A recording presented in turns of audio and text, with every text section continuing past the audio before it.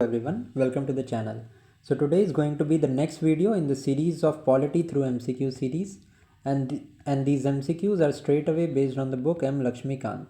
Now today we are going to complete two of the chapters in the same video, that is the Attorney General of India, who is the highest law officer at the central government level, and then there is Advocate General of the state, who is the highest law officer at the state level. So both of these we are going to complete in this video only. So let us start with the Attorney General of India.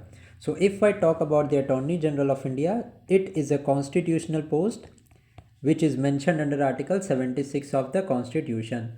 And this article assigns the post of the Attorney General of India as the highest law officer of the country. Now, if I talk about the appointment and the terms, so some of the important things that you need to know, that is the Attorney General of India is appointed by the President. Okay, and only that person can be appointed as the Attorney General of India who is qualified to be appointed as a judge of a Supreme Court. Next, the third point to know here is, in other words, he must be a citizen of India. The Attorney General must be a citizen of India of some high court. Means what? So I already told you that he should be a judge of Supreme Court. Now let me make you revise what are the eligibility criteria to be a judge of the Supreme Court. So he has held the High Court for 5 years as an advocate, or 10 years as an advocate at some of the High Court. Okay. Now if I talk about the term of the Attorney General, so it is not fixed by the Constitution. Also the Constitution does not provide the grounds for the removal also. So all the terms he serves the office during the pleasure of President. Okay, this is the most important point that you need to know.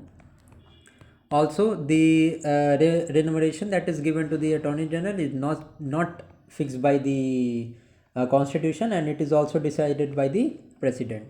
Now if I talk about the duties and functions, now what is the duty?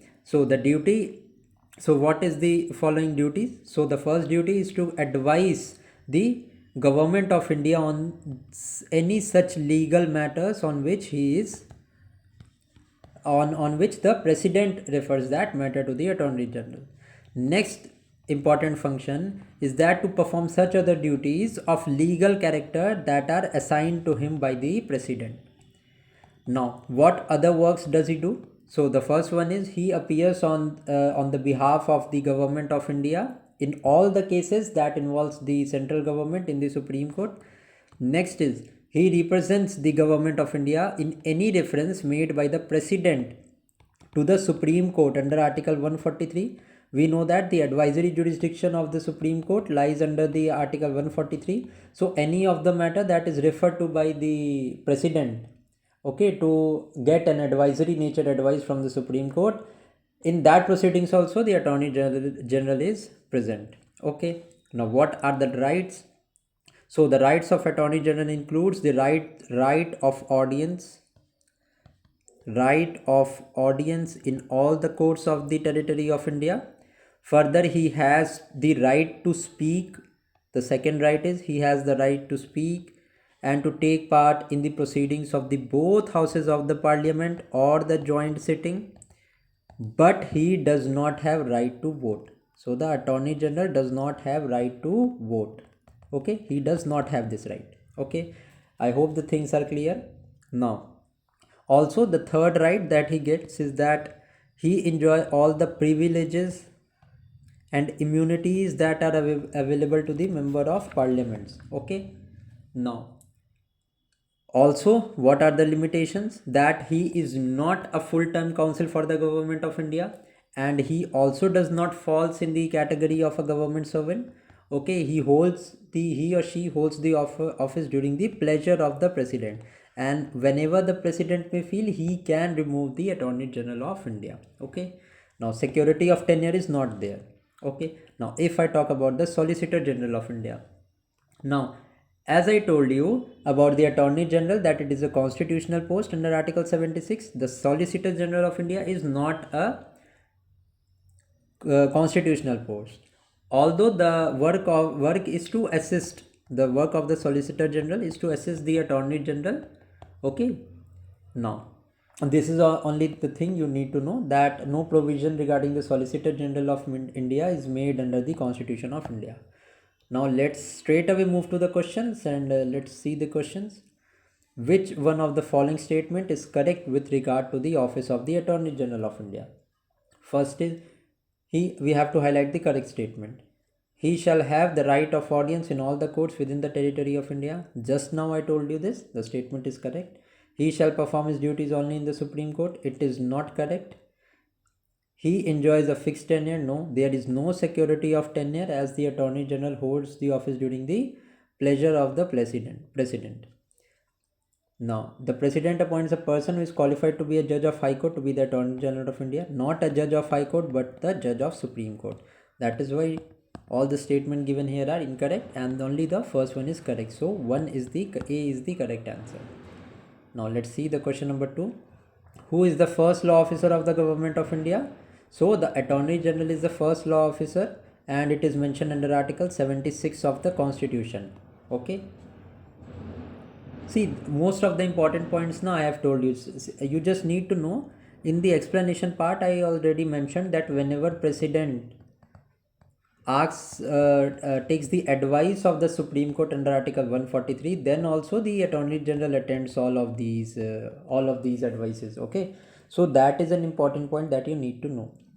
Now the third question is, who among the following holds his office as the pleasure of President? So it is the Attorney General of India. Now CAG, chairman of the UPSC, both of them can be removed in the same way a judge of the Supreme Court can be removed. It means that they can be removed by the President of India when a resolution is passed by the Parliament, and this resolution that is passed by the Parliament must be passed by both houses with a special majority. Okay, I hope the things are clear now. Okay, so Attorney General is the one who holds office during the pleasure of the President. Now let's see the next question.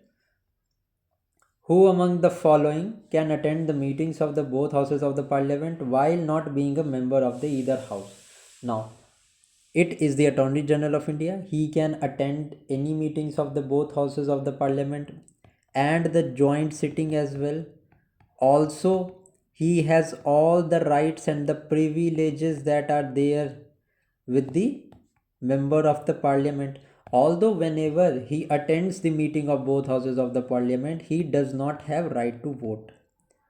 Okay, so correct answer is going to be Attorney General of India. I hope the things are crystal clear to you now.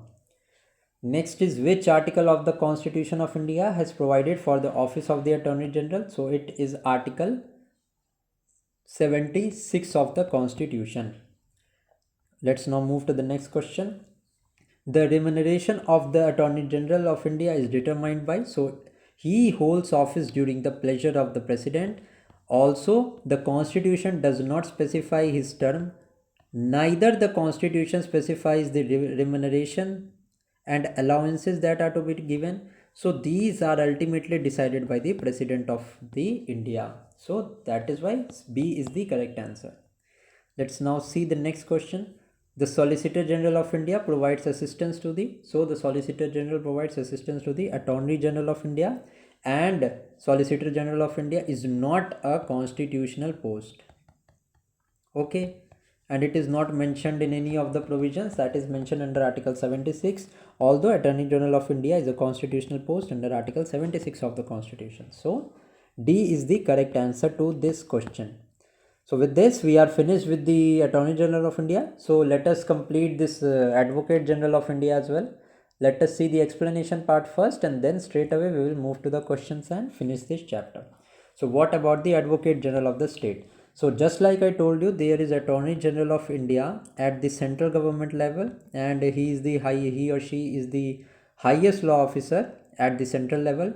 At the same time, the Advocate General of India is Advocate General of the state is a constitutional post under Article 165 of the Constitution, under which the Advocate General of the state is the highest law officer.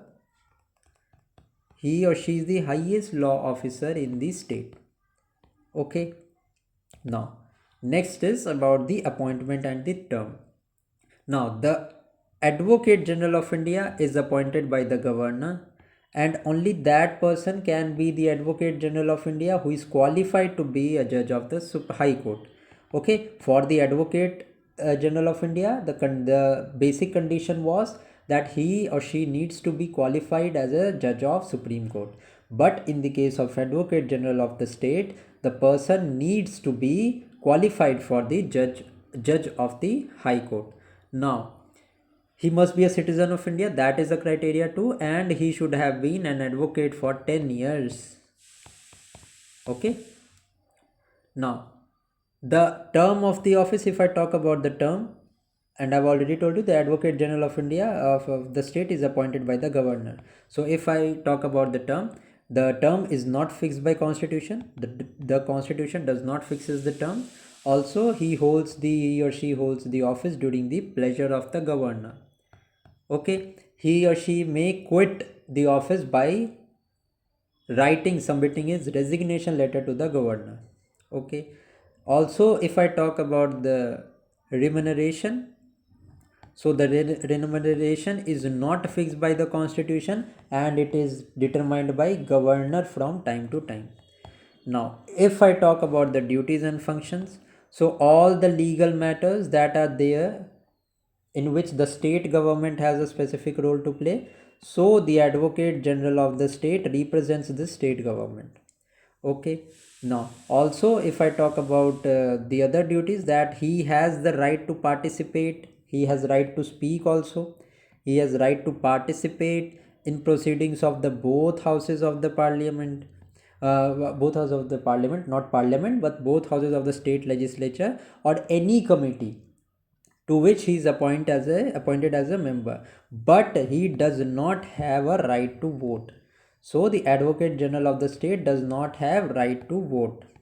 Also, he enjoys all the privileges and all the immunities that are available to the members of the state legislature.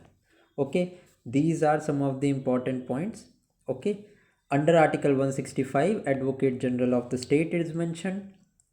Under Article 177, you can just glance down some of the articles. You can write these articles down. These are some of the important articles.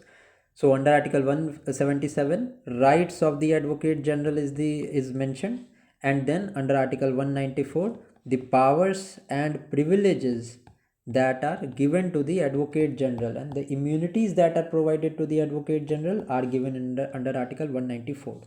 So if I talk about some of the other articles that are important for the Attorney General of India, so you can just write it down. Article 76 tells about the appointment of Attorney General of India. Then Article 88 is there, which mentions about the rights of Attorney General.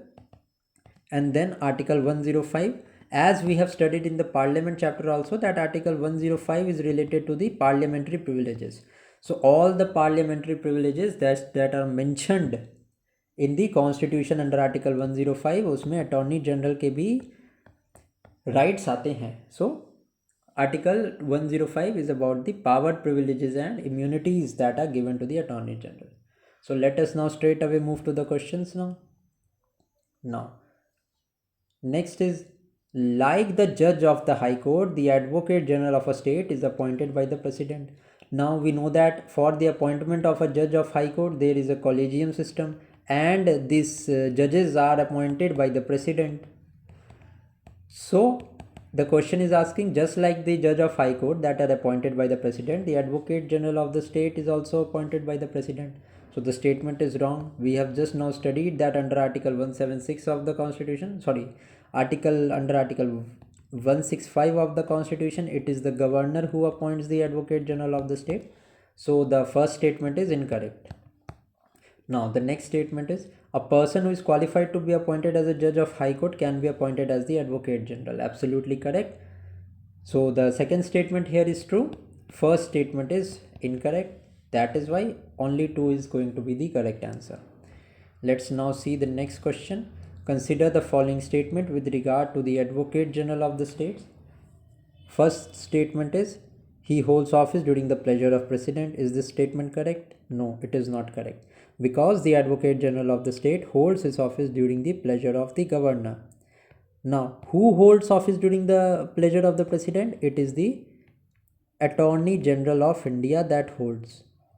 It is the Attorney General of India. Okay, so that is why our first statement is incorrect. So directly we will eliminate the first statement. We are left with A and B options. Next is he can take part in the proceedings of the state legislative assembly. Yes, the statement is absolutely true. He can take part in the proceedings. Also, he can have right to speak, but he does not have right to vote. So the right of vote is not there with the Advocate General of the state. Next is his salary is paid from the Consolidated Fund of India. No, it is not paid from the Consolidated Fund of India. Okay, these are to be decided by the governor from time to time. Okay, and it is charged on the Consolidated Fund of the state, not the Consolidated Fund of India. It is the salary of the Attorney General that is charged on the Consolidated Fund of India. That is why the third statement is also incorrect.